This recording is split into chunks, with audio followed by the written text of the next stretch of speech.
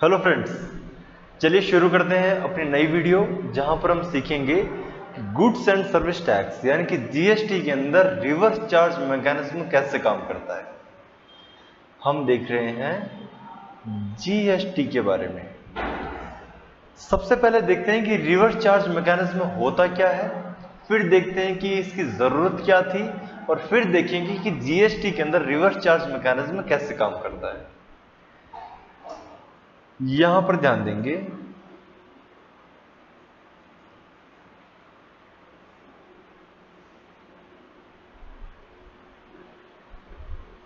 यहां पर एक फैकल्टी पढ़ा रही है अपने बच्चों को। अब मैं तकनीकी शब्दों का प्रयोग कर रहा हूं तो एक पर्सन सेवा प्रदान कर रहा है, सर्विस प्रोवाइड कर रहा है दूसरे पर्सन को। तो सर्विस प्रोवाइड करने वाला कौन हो गया? टीचर। तो टीचर कौन हो गए हैं? प्रोवाइडर। और जो सर्विस रिसीव कर रहे हैं उनको हम तकनीकी भाषा में ऐसे लोगों को कहेंगे रेसिपिएंट।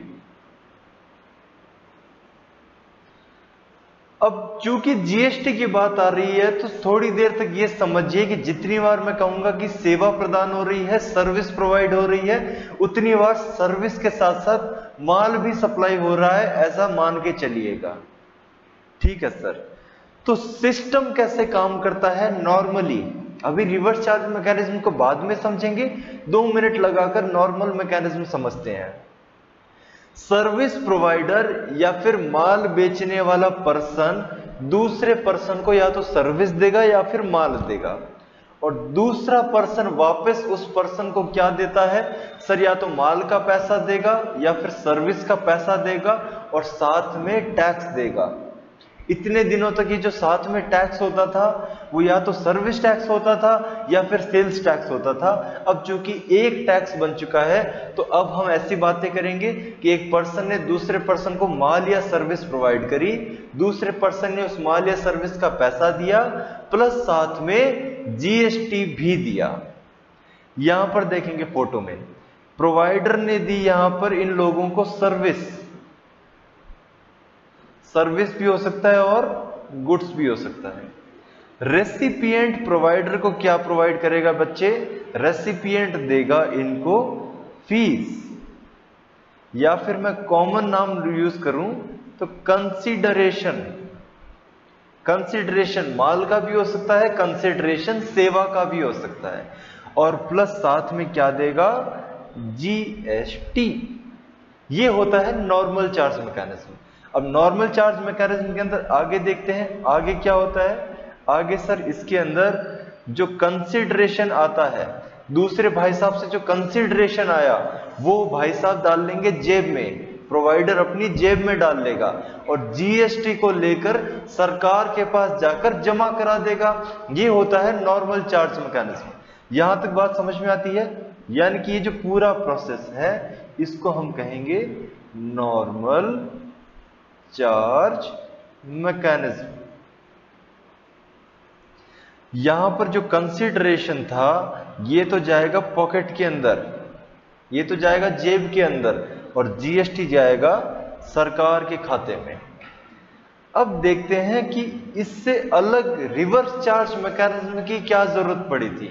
उसके लिए एक एग्जाम्पल देखेंगे और मेरे साथ थोड़ी देर के लिए खुद सरकार बनिए साहब। आप मान लीजिए मोदी जी हैं, आप मान लीजिए सरकार है। अब एक एग्जाम्पल देखते हैं। एग्जाम्पल कुछ ऐसा है, हमारे सामने कुछ लिस्ट है इंश्योरेंस कंपनियों की, हिंदुस्तान की इंश्योरेंस कंपनियों की लिस्ट हमारे सामने है। हम लोग क्या देखते हैं, इंश्योरेंस कंपनियां कभी भी खुद जाकर पब्लिक में कभी सर्विस प्रदान नहीं करती हैं, सेवा प्रदान नहीं करती हैं। इंश्योरेंस कंपनियां कुछ लोगों को चुनती हैं, इन लोगों को कहते हैं इंश्योरेंस एजेंट। ये इंश्योरेंस एजेंट इंश्योरेंस कंपनी की तरफ से पब्लिक में सर्विस प्रोवाइड करते हैं। तो यानी कि अगर मैं उल्टी भाषा में बोलूं तो इंश्योरेंस एजेंट कुछ लोग हैं जो अपनी सेवाएं प्रदान कर रहे हैं इंश्योरेंस कंपनी को। बात समझ में आती है? यानी कि इस एग्जाम्पल के अंदर प्रोवाइडर कौन हो गया है? Insurance agent. और रेसिपिएंट कौन हो गया है? इंश्योरेंस कंपनियां। अब इंश्योरेंस एजेंट कितने हैं हिंदुस्तान के अंदर? हिंदुस्तान के अंदर इंश्योरेंस एजेंट है बच्चे करोड़ों की संख्या में। ये देखिए एक क्लिप आर्ट की जरा देखते हैं कि करोड़ों लोग हैं जो इंश्योरेंस एजेंट हैं। नॉर्मल चार्ज मैकेनिज्म अगर हम अप्लाई करते तो आप लोग हैं सरकार। अब अपने सरकार की नजर से इस चीज को देखिए। नॉर्मल लोगों ने नॉर्मल तरीके से इंश्योरेंस एजेंट ने दी सर्विस। किसको दी बच्चे? इंश्योरेंस कंपनी को।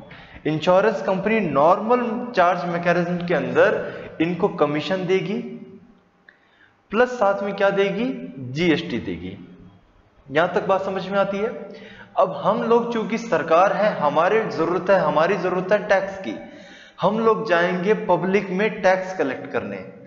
अब हम लोग उतरे गलियों में, हम लोग गए बाजारों में, और चूंकि करोड़ों करोड़ों प्रोवाइडर थे, सर्विस प्रोवाइडर, इंश्योरेंस एजेंट थे, हम हर एक बंदे के घर पे गए, हमने दरवाजा खटखटाया, बाहर से बंदा आया, हमने पूछा कि भाई साहब आपने क्या इंश्योरेंस कंपनी को सर्विस प्रोवाइड करी थी? उसने कहा हाँ करी थी। हमने कहा कि आपको जीएसटी भी मिला था? उसने कहा हाँ मिला था। हमने कहा वो जीएसटी हमें दे दो।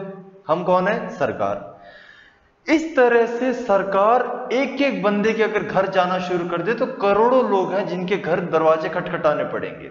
हो सकता है आधे लोग तो पैसा भी ना दे, उनमें से सरदर्दी बढ़ जाएगी। अब सरकार की नजर से देखिए कि अपना काम कम करने के लिए, अपनी जिम्मेदारी कम करें, सरदर्दी कम हो तो हम क्या कर सकते हैं? हम लोग जो रेसिपिएंट है 15 से 20 लोग, हम लोग उनके पास जाएंगे। हम लोग रेसिपिएंट से कहेंगे कि इंश्योरेंस कंपनी जी आप लोग क्या करते हो? कमीशन प्लस जीएसटी देते हो अपने इंश्योरेंस एजेंट को। इंश्योरेंस कंपनी कहेगी हाँ। हमने कहा कि इंश्योरेंस एजेंट को सिर्फ कमीशन दे दो, जो जीएसटी का अमाउंट है वो हमारी जेब में डाल दो ना डायरेक्टली। क्यों इतना घुमाते हो? हमारी भी सरदर्दी खत्म, आपकी भी सरदर्दी खत्म। बात समझ में आती है? तो अगर मैं इस वाले तरीके से जो अभी अभी हमने डिस्कस किया है, इसके मुताबिक ये भाई साहब ने दी सर्विस, इन्होंने दी इसको कमीशन। हमने कहा सिर्फ कमीशन दो। जहां बात आती है जीएसटी की तो हमने कहा डायरेक्टली सरकार के खाते में रेसिपिएंट ही जमा करा देगा। बात समझ में आती है? तो ये जो प्रोसेस है कि रेसिपिएंट टैक्स जमा कर रहा है इस बार सरकार के खाते में, इस प्रोसेस को बच्चे कहते हैं रिवर्स चार्ज मैकेनिज्म। इसकी जरूरत क्यों पड़ी ये भी हमने देखा, और रिवर्स चार्ज मैकेनिज्म होता क्या है ये भी हमने जाना। बात समझ में आती है? जी सर समझ में आती है। देखो कितना छोटा सा है। अब फटाफट से स्टैट्यूटरी प्रोविजंस देखते हैं जीएसटी एक्ट के अंदर क्या बातें लिखी है रिवर्स चार्ज मैकेनिज्म के ऊपर। रिवर्स चार्ज मैकेनिज्म किस किस के ऊपर अप्लाई होगा? दो केसेस जीएसटी एक्ट द्वारा बताए गए हैं, उन दोनों केसेस को देखते हैं। पहला केस है नोटिफाइड गुड्स या फिर नोटिफाइड सर्विस। सरकार ने कुछ सर्विसेज और कुछ माल, कुछ गुड्स उनको नोटिफाई कर दिया, उनके ऊपर टिक लगा दिया, और सरकार ने कहा कि कोई भी पर्सन अगर ये जो नोटिफाइड सर्विस है या फिर नोटिफाइड गुड्स है इनको रिसीव कर रहा है तो ऐसे पर्सन को जो रेसिपिएंट होगा उसको जीएसटी जमा कराना पड़ेगा सरकार के खाते में। तो अभी चूंकि जीएसटी एक्ट नया नया है, ताजा है, तो अभी तक नोटिफिकेशन पूरी नहीं आई है। सर्विस के मामले में, सर्विस टैक्स में ऑलरेडी रिवर्स चार्ज का कंसेप्ट था। तो जीएसटी के केस में क्या किया गया, जो सर्विस टैक्स के अंदर रिवर्स चार्ज की सर्विसेज थी उन सर्विसेज को एज इट इज कॉपी कर लिया जीएसटी एक्ट के अंदर। तो जिन सर्विसेज के ऊपर रिवर्स चार्ज एप्लीकेबल होता था सर्विस टैक्स में, सेम सर्विसेज पर जीएसटी में भी रिवर्स चार्ज एप्लीकेबल होगा। और जहां पर बात आती है गुड्स की, गुड्स के केस में पहली बार रिवर्स चार्ज मैकेनिज्म का इस्तेमाल होगा इस देश में, तो गुड्स के बारे में अभी तक सरकार की कोई नोटिफिकेशन नहीं आई है। बात समझ में आती है? ठीक है सर। तो मानक या इसका मतलब गुड्स के केस में कोई भी अभी तक गुड्स बताया नहीं है सरकार ने कि इन गुड्स को बेचने के केस में जो खरीद रहा है उसको जीएसटी पे करना है सरकार को डायरेक्टली। अभी तक ऐसा कुछ भी बताया नहीं है कि कौन कौन से गुड्स होंगे, लेकिन सर्विसेज के मैं आपको थोड़े बहुत एग्जाम्पल दे सकता हूं क्योंकि वो ऑलरेडी सर्विस टैक्स के लॉ से कॉपी करे गए हैं, उस फाइनेंस एक्ट से कॉपी करे गए हैं। एक तो हमने एग्जांपल देखा था इंश्योरेंस कंपनी का, इंश्योरेंस एजेंट की जो सर्विस होगी उस केस में रिवर्स चार्ज एप्लीकेबल होगा। इसी तरह से बैंक के अंदर होते हैं रिकवरी एजेंट्स जो पैसा वसूल करवाते हैं, वसूली भाई होते हैं बैंकों के पास। तो वसूली भाई बैंक को सर्विस प्रोवाइड कर रहे हैं वसूली की, तो वसूली भाई के पास जाकर टैक्स इकट्ठा करना सरकार को बड़ा डर लगता है, कहते हैं तो हमें कहीं मार ना दें। इसलिए इस केस में भी बैंकिंग कंपनी के ऊपर रिवर्स चार्ज एप्लीकेबल हो गया, यानी कि वसूली यानी कि रिकवरी की जो सर्विस होगी, रिकवरी एजेंट की जो सर्विस होगी उस केस में भी रिवर्स चार्ज एप्लीकेबल है। यानी कि जो सर्विस रिसीव कर रहा है, बैंक रिसीव कर रहा है, तो बैंक को पे करना है जीएसटी डायरेक्टली गवर्नमेंट को। और एग्जांपल बताइए सर, और लीजिए बेटे, स्पॉन्सरशिप की सर्विसेज होती हैं, स्पॉन्सरशिप सर्विस हो गई है सर। और बताइए, और बेटे जैसे कि मान लीजिए जीटीए की सर्विस हो गई है।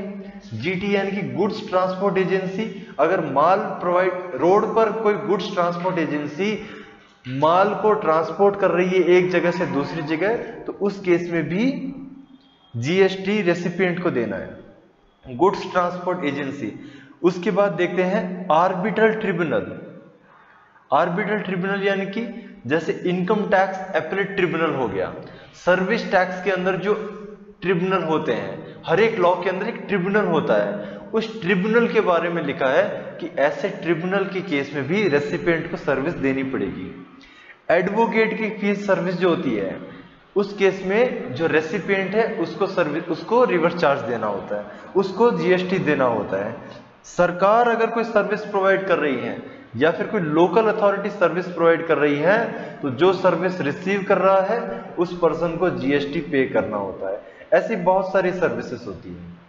और जहां तक बात आती है गुड्स की, तो गुड्स के केस में अभी तक कुछ भी बताया नहीं है।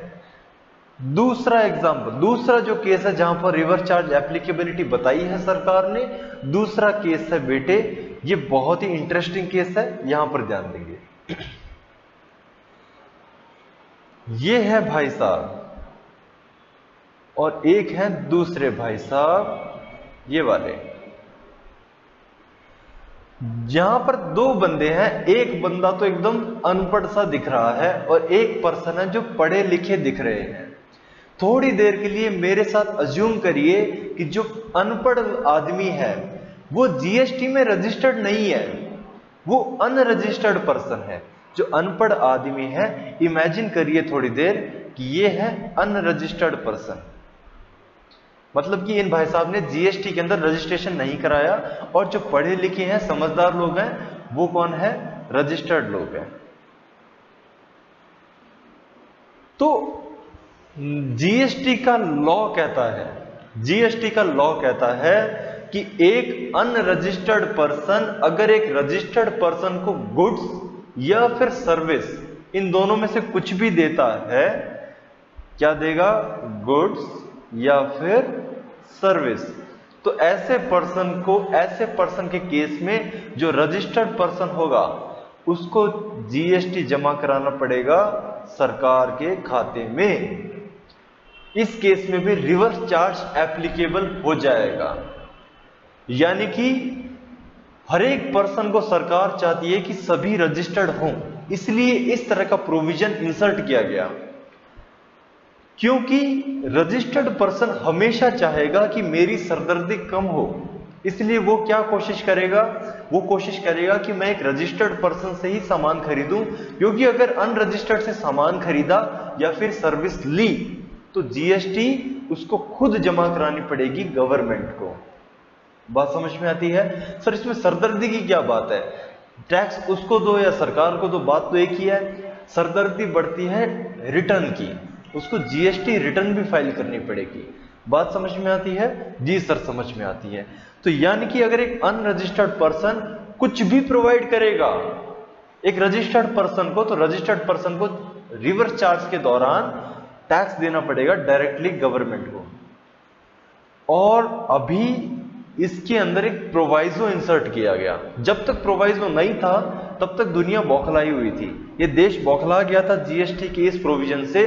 क्योंकि मान लीजिए एक हमने फोटोकॉपी करवाई, हम है एक रजिस्टर्ड कंपनी, रजिस्टर्ड है हम लोग जीएसटी के अंदर, और हम लोग एक फोटोकॉपी वाले के पास गए और हमने कहा भाई साहब जरा इन 2 पेज की फोटोकॉपी कर दो। वो फोटोकॉपी वाला रजिस्टर्ड नहीं है, तो ऐसे केस के अंदर फोटोकॉपी वाला हमें सर्विस दे रहा है और उस पैसे के ऊपर हमें जीएसटी देना पड़ता सरकार को। यानी कि 2 रुपए, 5 रुपए, 10 रुपए पूरे दिन एक पर्सन को तो इसी के लिए बिठाना पड़ता कि भाई तू देखता रहे कि कितनी बार चाय आई, कितनी बार कॉफी आई, कितनी बार फोटोकॉपी हुई, कितनी बार रिपेयर हुआ। इस तरह के छोटे मोटे जितने भी खर्चे हैं उन सभी के ऊपर जीएसटी सरकार ने हमें देना है। सरकार को बहुत सरदर्दी बढ़ गई, इसलिए एक छोटा सा प्रोवाइजो इंसर्ट किया गया। एक प्रोवाइजो सरकार ने अभी 2 दिन पहले ये प्रोवाइजो इंसर्ट किया है इसी लॉ के अंदर। और प्रोवाइजो में कहा गया है कि एक अनपढ़ आदमी, एक अनरजिस्टर्ड पर्सन एक दिन में 5,000 रुपए तक का गुड्स या सर्विस अगर प्रोवाइड करता है एक रजिस्टर्ड पर्सन को, तो रजिस्टर्ड पर्सन को रिवर्स चार्ज के अंदर टैक्स जमा कराने की जरूरत नहीं है। लेकिन अगर एक पढ़ा लिखा इंसान, समझदार इंसान एक अनपढ़ आदमी से माल या सर्विस लेता है और वो भी 5,000 से ज्यादा, तो ऐसे केस में उसको जीएसटी जमा कराना पड़ेगा उस अमाउंट के ऊपर गवर्नमेंट के खाते में। बात समझ में आती है?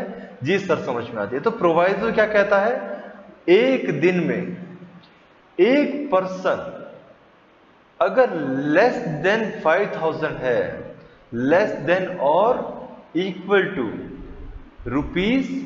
₹5,000 की अगर गुड्स या सर्विस रिसीव करता है तो जीएसटी का रिवर्स चार्ज एप्लीकेबल यही नहीं है।